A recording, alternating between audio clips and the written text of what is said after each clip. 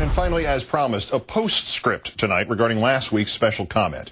You may remember Mr. Bush had used a cumbersome phrase to describe insurgents in Iraq, cold-blooded killers who will kill people to achieve their political objectives.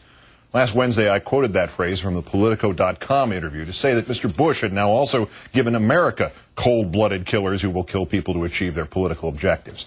I identified them as Mr. Bush's personnel. Quote, those in or formerly in your employ who may yet be charged someday with war crimes. I also described the chaos of post-invasion Iraq with an American viceroy enforced by merciless mercenaries who shoot unarmed Iraqis and then evade prosecution in any country by hiding behind Mr. Bush's skirts.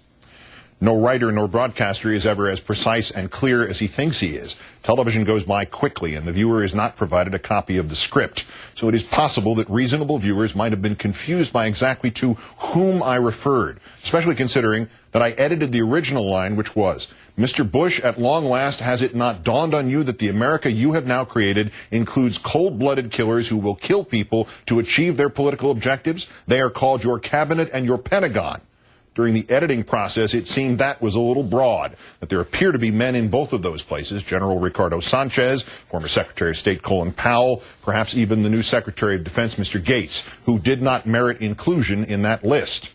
Obviously, my use of Mr. Bush's phrase, cold-blooded killers, did not refer to U.S. troops.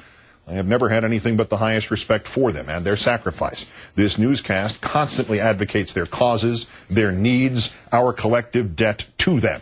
And we constantly call out the administration on its failures to honor them, to protect them, to stop the Pentagon from sticking a Band-Aid on those whose hearts and minds are broken and send them back for another tour.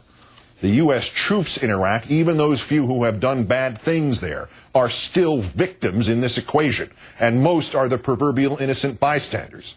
My use of Mr. Bush's phrase, cold-blooded killers, referred not to them, but rather to those former and current members of Mr. Bush's administration and Pentagon who so irresponsibly unleashed the hounds of war and may indeed someday face war crimes trials.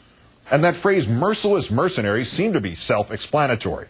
Neither are these U.S. troops, not when there are, literally, mercenaries in Mr. Bush's employ, principally from Blackwater, USA, who literally shot unarmed Iraqis, most infamously in a massacre in Baghdad last September. But strangely, when the terms cold-blooded killers and mercenaries were used in a public forum, my critics in the lunatic fringe, rather than even considering that the criticism even might be directed at the Pentagon or the administration or Blackwater, USA, immediately decided that these were descriptions of our American heroes fighting in Iraq. It is perhaps instructive, I think, that to the right-wing commentators and the right-wing blogs, those terms should first evoke not the warmongers of the Pentagon nor the gunmen from Blackwater, but U.S. troops. I cannot imagine that kind of evil knee-jerk reflex. I feel very sorry for those who have shown it.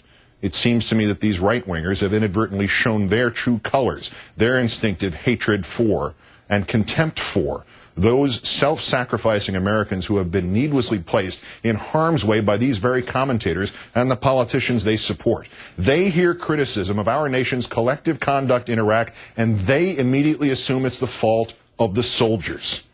In the wake of an insult that exists only in their minds and never in my words nor in my heart, there remains, I think, only one question to ask. Laura Ingraham and Mark Levin, why do you hate our troops? Good night and good luck.